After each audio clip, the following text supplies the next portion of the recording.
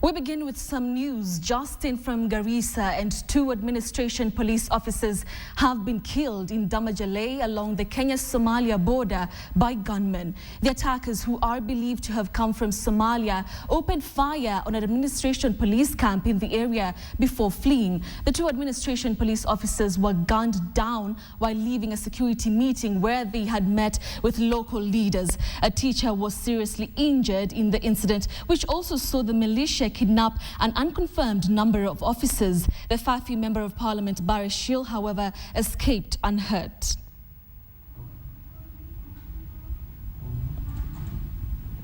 And a follow-up to that story, we're now joined by way of phone by Betty Kyalo, who is the MP for Fafi. If you can hear me, what really happened? We understand that you were there at the time of the attack. What really happened? Actually, this morning I left Burra for Galmagala and to go and meet the people tour. I made around 5 barazas. Now, by 6:05 this evening, I left Galmagala, and immediately I left, the town was attacked, and 2 police officers, I understand, have been killed, and many other people have been displaced, and many others have been injured, but I don't know the number.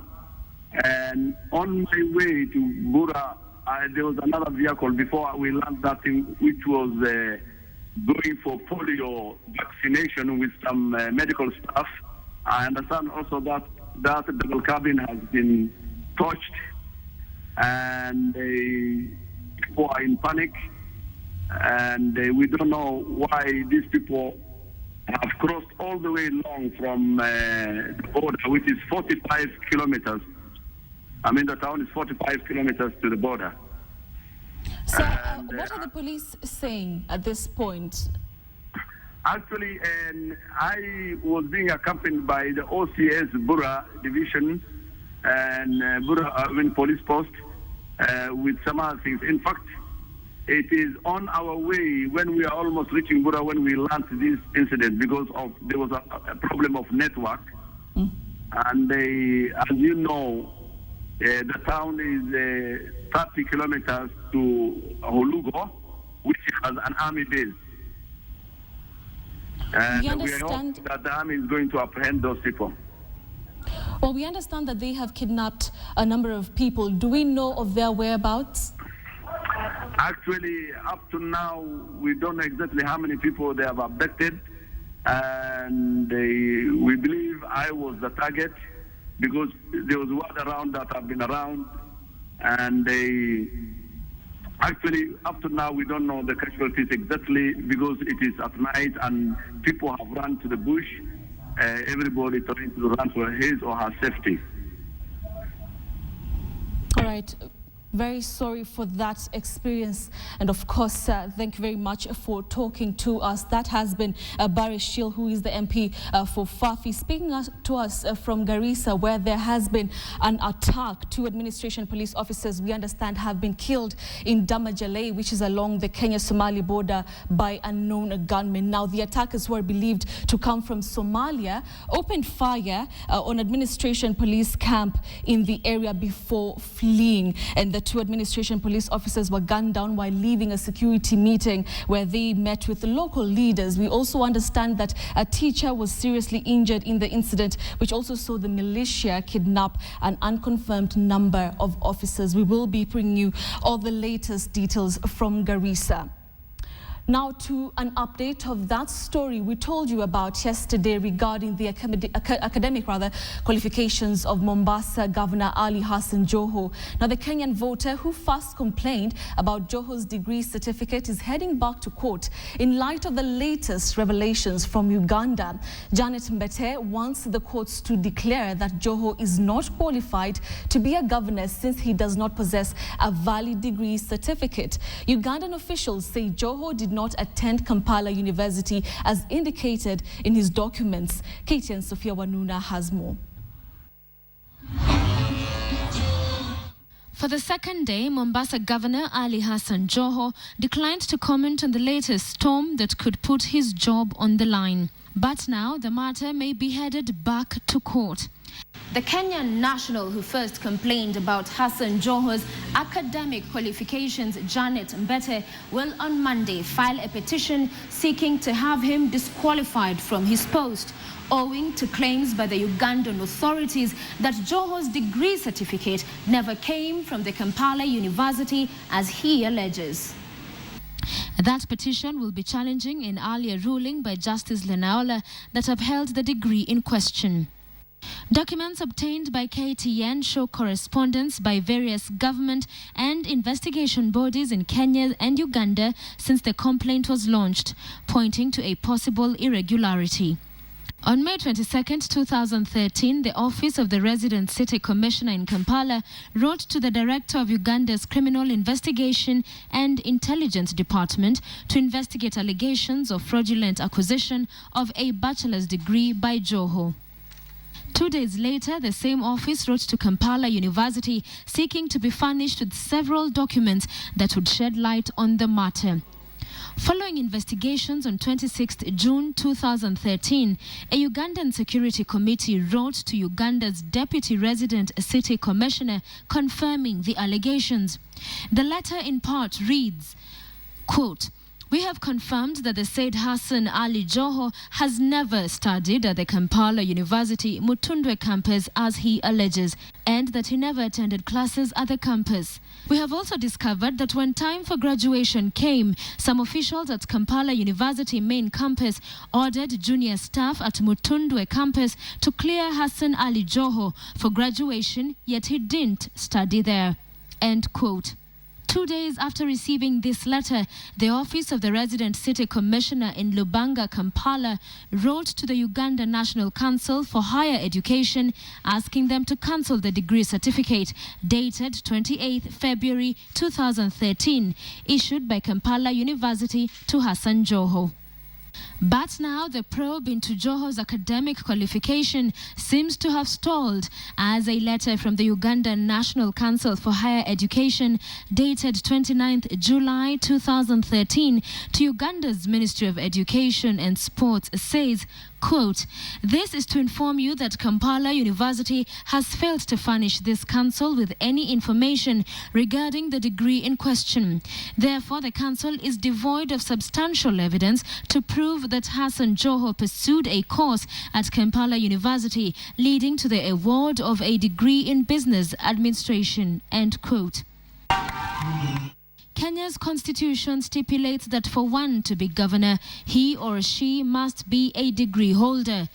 Ahead of the March 4th general election, Hassan Joho saw his degree recognized by the Commission for Higher Education as seen on this certificate.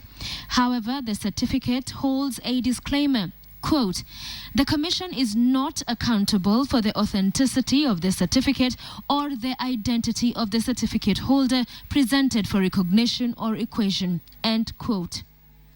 One of the documents Joho used to get his clearance was this letter from Kampala University, dated 30th November 2012.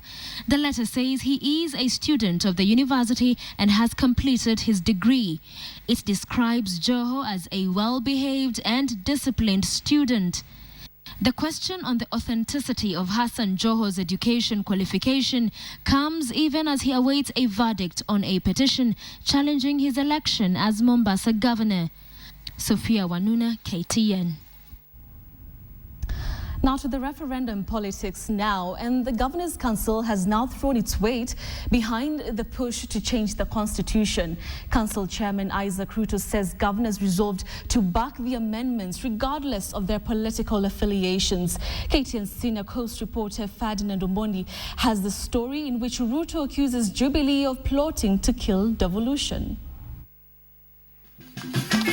Isaac Ruto had accompanied CORD leaders Raila Odinga and Kalonzo Musyoka to Kwale, where the Law Society of Kenya is discussing devolution in its annual conference. And Odinga set the pace by once again suggesting the Jubilee government is anti-devolution. They paint the governors as extravagant. They want governors who are in reality heads of their own governments to seek clearance from the central government before traveling abroad. You know, what happened once can happen twice. So we say, buyer beware. And Isaac Ruto took cue to tear into the Jubilee administration. They want to demonize governors, demonize counties, and then abolish them. Ruto's attack comes against the Jubilee government's refusal to devolve key functions on grounds that counties still need to build capacity. He took exception to Nairobi's desire to retain control of funding for education and roads. But we are told you can do the county roads except the ones that is done by Kera and Kura. Oh, so which one is that one? Which definition? Kera and Kura. In other words, they are telling us the fuel levy is theirs. They want to collect fuel levy, keep it in a pot, and then siphon it.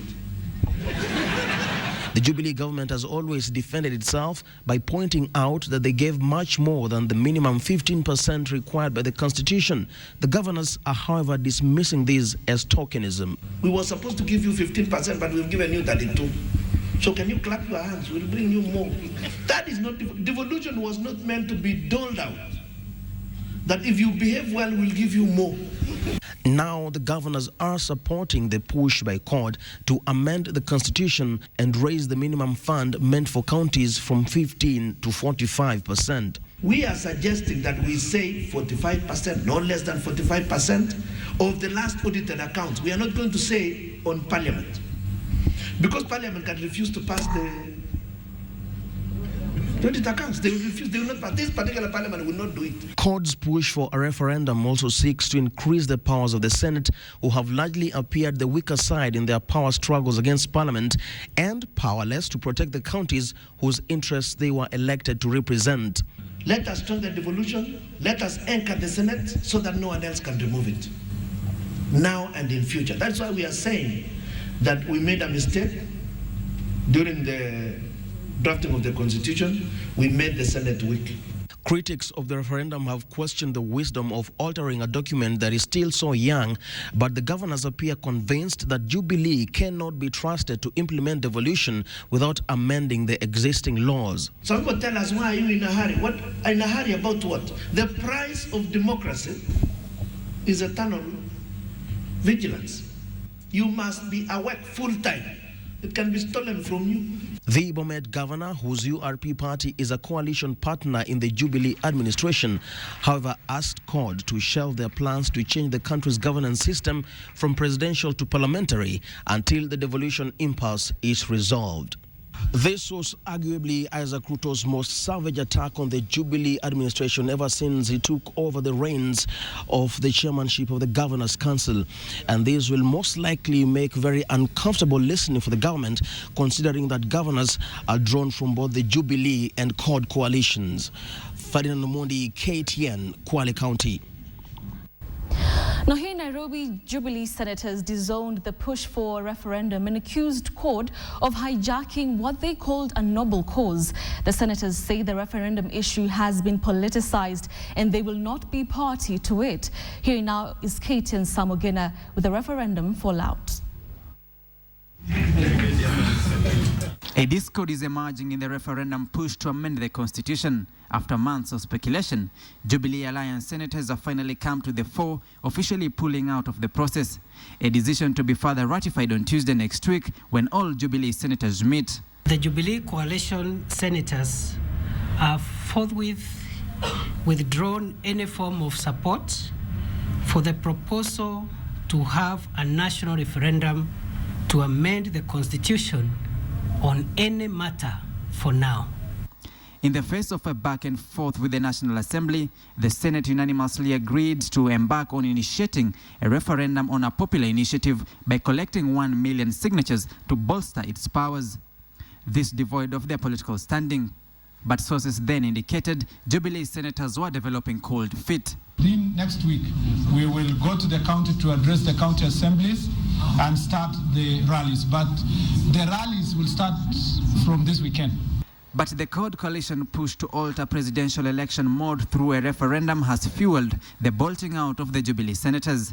The referendum matter, which was initially a noble idea, to strengthen devolution has been hijacked by parochial, partisan, and divisive interests that are not in the national good. Equally, reports indicate the senators don't want to appear undermining the state. President Uhuru Kenyatta and his deputy William Ruto have unequivocally wrapped the push for a referendum, saying the proponents are putting the country in an election mood barely 4 months since the last elections. Mambo ya kutisha watu kila siku, oh hii. Hakuna, sisi hatuna nafasi hiyo, hatuna muda huo. Wananchi wamechoka na siasa, miaka 10 nenda rudi, tuende kazi. There is a nostalgia I'm noticing of the people who voted yes to try and think they can now vote no. This has CORD and the March 4th movement remain adamant on amending the constitution to have the president elected by the college system. Ndani ya mwezi moja tutaanza kuanza mazungumzo ya juu ya mambo ya referendum ili tukubaliane njia ambayo tutapita na hii mambo ya referendum. Hatutaki iwe na mvurutano. Tutaambia mpaka ndio tuzungumze. Ukikataa sasa ni shauri yao. Kwani ulikuwa wapi wakati tulikuwa tunapitisha katiba? Ya? Si walikuwa huko tukipitisha katiba? Walikuwa wamefungwa macho? Kuna lolote walisema? Si wote ndio walikuwa wanasema hii katiba lazima ipite? Some CORD senators have equally differed from the coalition. This, as reports indicate, CORD governors monitor the developments from the sidelines, not siding with any party. Samugina, KTN, Nairobi. In Nakuru, Bahati Member of Parliament Onesmus Kimani Ngunjiri is facing charges of assault. The first-time Member of Parliament, who is accused of assaulting a police officer, however, denied the charge and was released on a cash bail of 150,000 shillings. But as Catherine Omontho reports, he will not be released until tomorrow. Yes, of course. Tough talking Onesmus Ngunjiri stood before Nakuru resident magistrate Ruth Amwai to plead his case. Though a little more subdued than he was on Thursday, Onesmus, through his lawyer, maintains that he is not guilty of assaulting a female officer on Thursday afternoon, and in fact it was him who was assaulted. He is facing 6 charges, which include resisting arrest, blocking a police officer from performing her duty, and, of course, assault. The first-time Member of Parliament was released on a bond of 600,000 shillings or a cash bail of 150,000 shillings. However, resident magistrate Amwai allowed Nakuru police to hold the MP until Saturday to allow investigations to continue. All the while, the traffic police woman Onesmus allegedly assaulted is still nursing injuries sustained to her right arm. Cramped a button which was under his arm, and because I heard him saying that I can even beat her before you, I didn't take it serious. I just started continuing with my duty. Amekuja akapaki gari kwenye roundabout, akaambiwa na askari ambaye ni mwanamke kwamba amefanya makosa na kwamba atachukuliwa hatua. Alipoambiwa hivyo, akaanza kumtusi yule askari, kisha akamuita malaya, ndio akataka kumpiga. Alipokatazwa na askari mwanaume, akachukua rungu ya askari mwanaume na kumchapa nayo kwa kichwa. Any person who assaults, resists, or willfully obstruct any police officer in the due execution of his/her duty, or any person acting in aid of that officer is guilty of a misdemeanor and liable to imprisonment for 5 years. The case will be heard on the 21st of October 2013. Catherine Omontho, KTN. President Uhuru Kenyatta has called on Russian community to invest in Kenya and benefit from the country's strategic location as a gateway into the East and Central Africa. While speaking during a meeting hosted by the Chamber of Commerce of the Russian Federation, the president said the investors can leverage on the opportunities in the economy to deepen their existing trade and economic relations with the East in Africa's trading and investment frontier. Adelaide Changole has more. I, Uhuru Kenyatta, President Uhuru Kenyatta inherited an economy that was struggling to regain its footing after being rocked by major upheavals over the last few years. On top of that, investors had been giving the country a wide berth, adopting a wait-and-see approach ahead of the 2013 election. Now the president appears to be pulling all the stops to supplement cash reserves depleted by the tepid inflows from traditional investment markets. And in a break from the past, the president is wooing investment from the world's newly emerging economies of Brazil, Russia, China, and India, famously known as the BRICS. The president, who is on a state visit to Russia, pitched the country's development agenda, highlighting the gaps that exist in the economy that Russian investors can capitalize on. Frequent shortages in fertilizer have had an adverse impact on the country's agricultural sector, stalling efforts to attain food security and ensure adequate food reserves.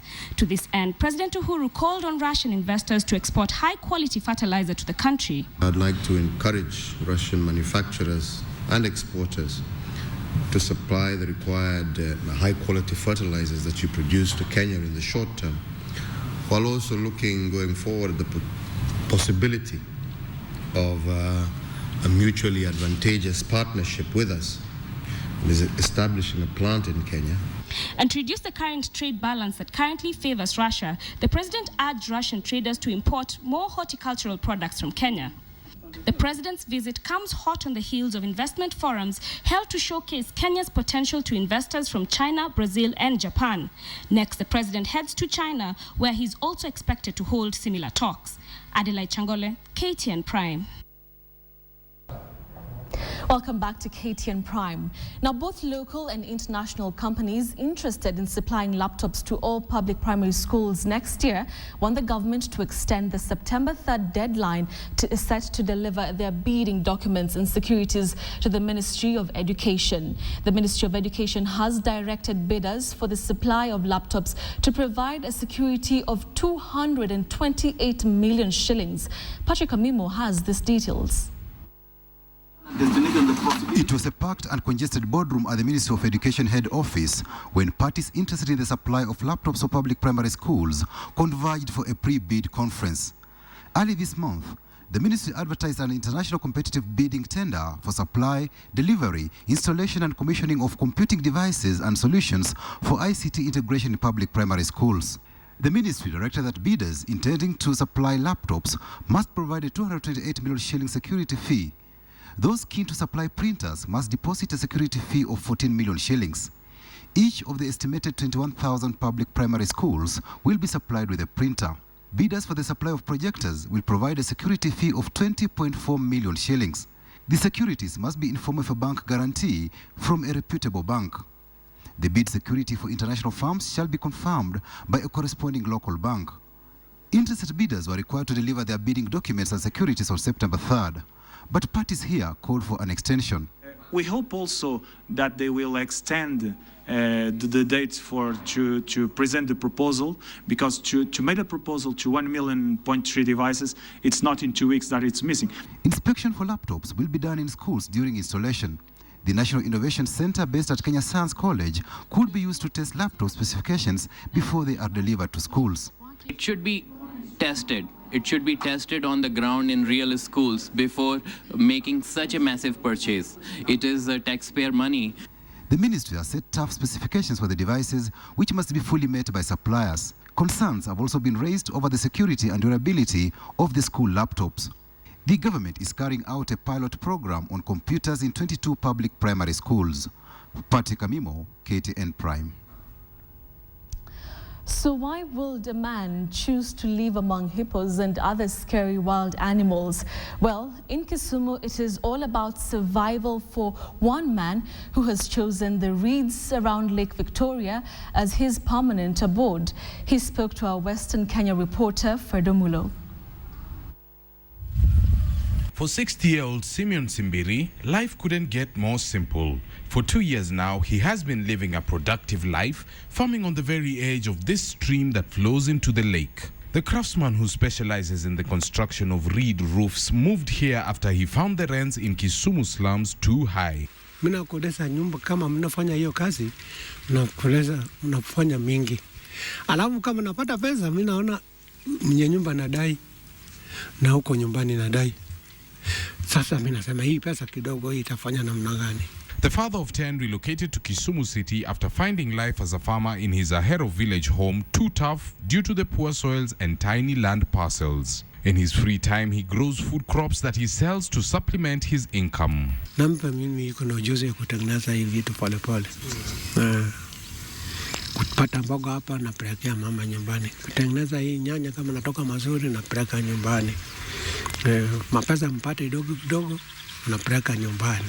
But while life has become manageable for him and his family that he left back home, residents here definitely consider him an oddity in their midst. Na anaishi hapo kama mnyama na sijui vile anaishi sababu hapo wezi hata kaa hata usiku. Mumbu iko mingi na unajua hapa hii ni karibu na baharini, maviboko ziko mingi kabisa.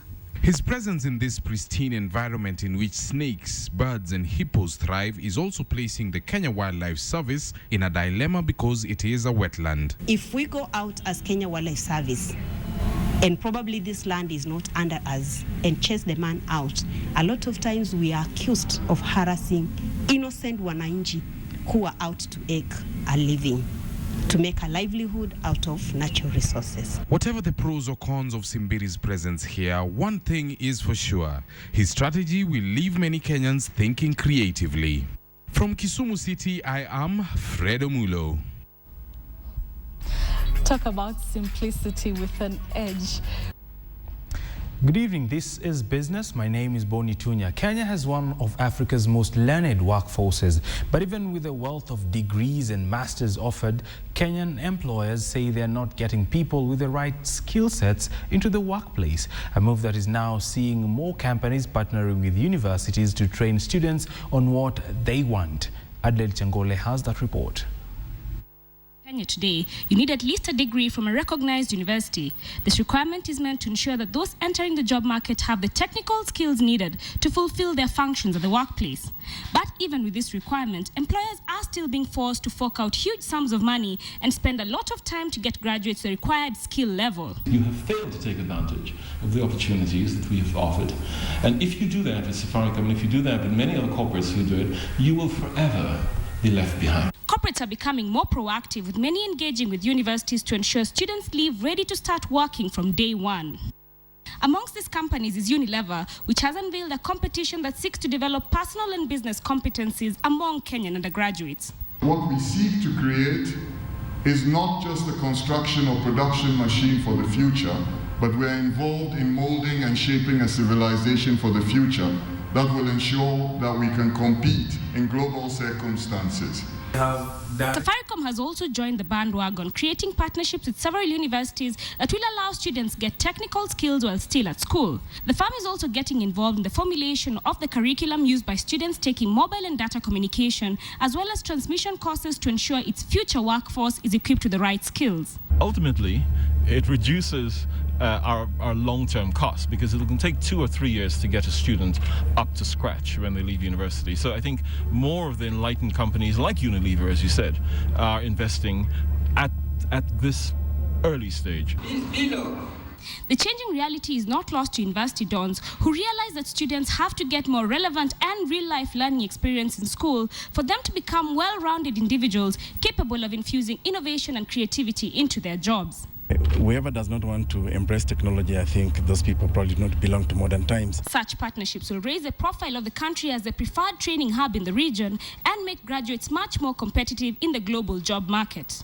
Adelaide Changole, KTN Business Today.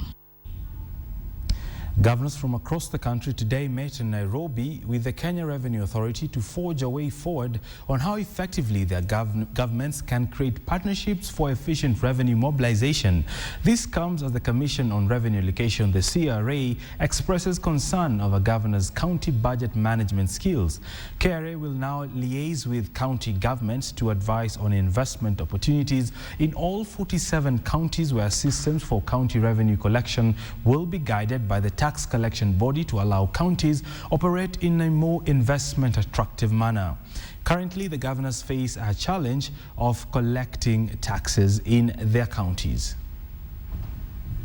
We need to know so that we bring in our expertise, our knowledge, The counties bring in their infrastructure in terms of their grassroots presence, and together then we have a winning formula. We collect more money at the national level. They get a proportion of that, of course, if we collect more, so it's of benefit to them. But at the same time, we can also advise them in terms of how they can create effective frameworks for the collection of the levies and taxes that they are empowered by the Constitution to collect. There are certain, limited number of levies and taxes that we as county governments are also allowed to collect. Just a few weeks after the Ministry of Mining revoked 43 licenses it says were acquired fraudulently, the move now seems to have sent shivers through the spines of investors in the sector. Investors say the millions of shillings that have sunk into the mining business, either for prospecting or commercial purposes, are now calling for clearer guidelines from the government. Our reporter Philip Keitani has that report. The move to suspend 43 mining licenses by the Mining Cabinet Secretary Najib Balala now seems to have caused massive panic in the sector. Although this move has received support from local leaders and other players in the sector, the government has been cautioned on the impact the revocation of licenses may have on the country's competitiveness and attractiveness to investors. Investors in the extractive industries, the thing that they're generally the most concerned about is how safe is the tenure of the license.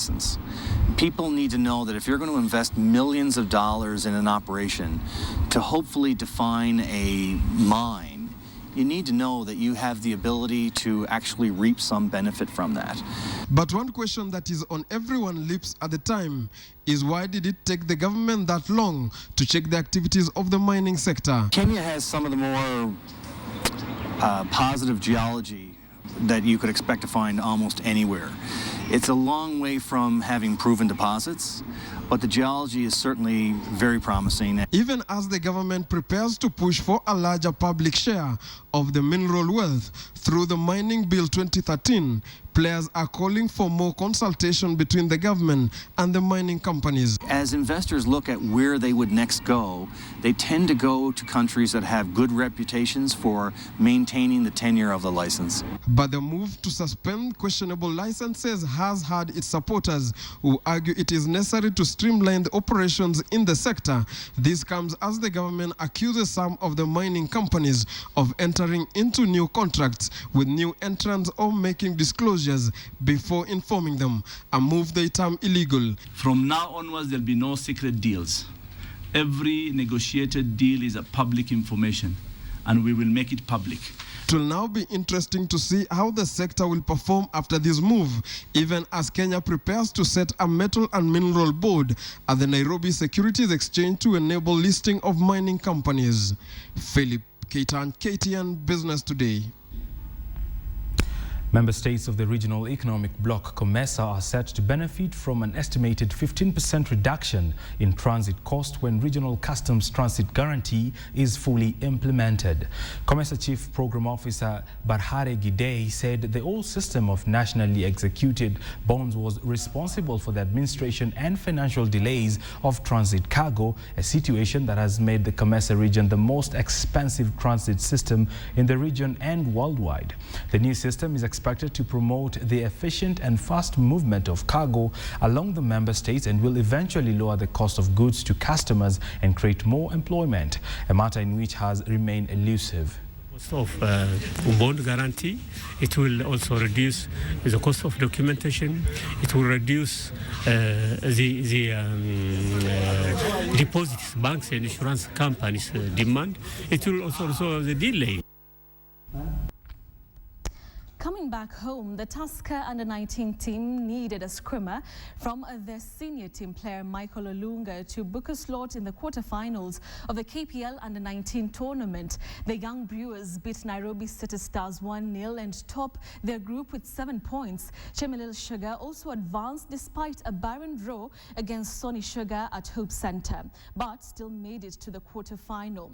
Tusker went into the match knowing a win would propel them to the quarterfinals, and they they did not disappoint. Michael Olunga's cracker in the 21st minutes was the difference between the two teams, giving the young Brewers a direct ticket to the quarterfinals. At the Hope Center, Chemelil Sugar played to a barren draw against Sony Sugar, who proceeded as Group B runners-up with 5 points. There were two Kenyan Premier League matches. The Bankers KCB took on Chemelil Sugar, with both teams keen on converting their open chances. The match ended goalless. KCB are now 7th on the timetable with 29 points as Chemelil climbed to 8th on 28 points. Slum Boys Mathare United also took on coastal side Bandari FC at the City Stadium. It was Francis Ouma who gave the Slum Boys the lead, but that did not last for long as Bandari leveled the match through David Tevelu on the 81st minute to deny the Slum Boys 3 vital points. Bandari are now on third on the table with 31 points, while Mathare United have not moved, remaining 13th on the log with 21 points. Well, that is for